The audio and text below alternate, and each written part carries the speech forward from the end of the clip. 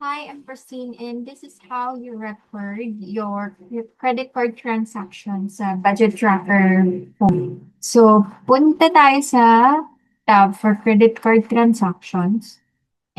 Makikita natin dito yung date, amount, descriptions, category, account, due date, amount paid, date paid, and status. And then dito sa portion na to, sa kabilang side, meron dito account, total due, total paid, statement date, and due date.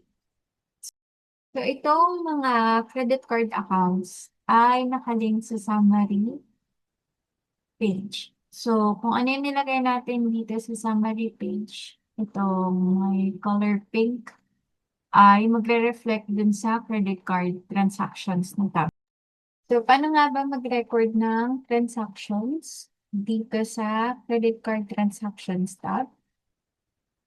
Lagay lang natin kung kailan yung date ng transaction na yun. Kung magkano amount, for example, ay 1,580.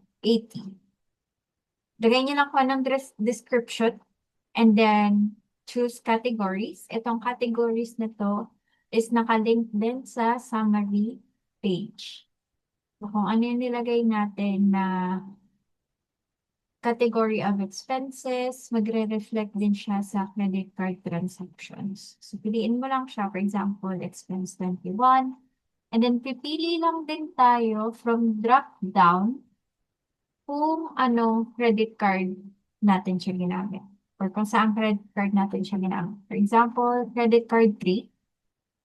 And automatically, magre-reflect yung transaction na yon dito sa side na to. Sa transactions under credit card, total due. And then lalagay natin yung due date kung kailan supposedly dapat bayaran yung amount. And then kunyari input na natin yung payment for credit card transactions. Pwedeng dalawa yung gawin. First is pipili ka lang kung saang transaction mo siya ilalagay yung amount paid. Kunyari sa transaction natin with credit card 2, nagbayad tayo for example ng 1,200. Under credit card 2, kapag nilagay natin yung amount paid doon, automatically magre-reflect din siya sa total paid sa portion na to. So, mababawas siya sa total due. And pwede mo nang palitan ng status to pay.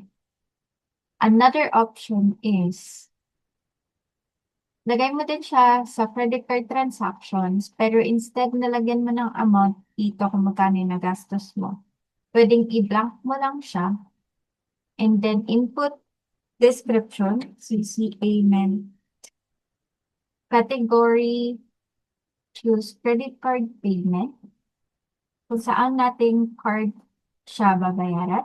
For example, sa credit card 1. Magkano yung binayad natin, input natin, for example, ay 580. Date paid, and then pwede na natin siyang ilagay as paid. Automatically, magre-reflect din yung amount paid sa portion na to, and mababawasan yung total due. Para naman sa statement date and due date, pwede mong i-customize and ilagay kung tuwing kailan yung statement date for each credit card na meron ka na nakalista dito. Ganon din for due date. So for every month na magbabago yung due date for each credit card, babaguhin lang natin siya manually.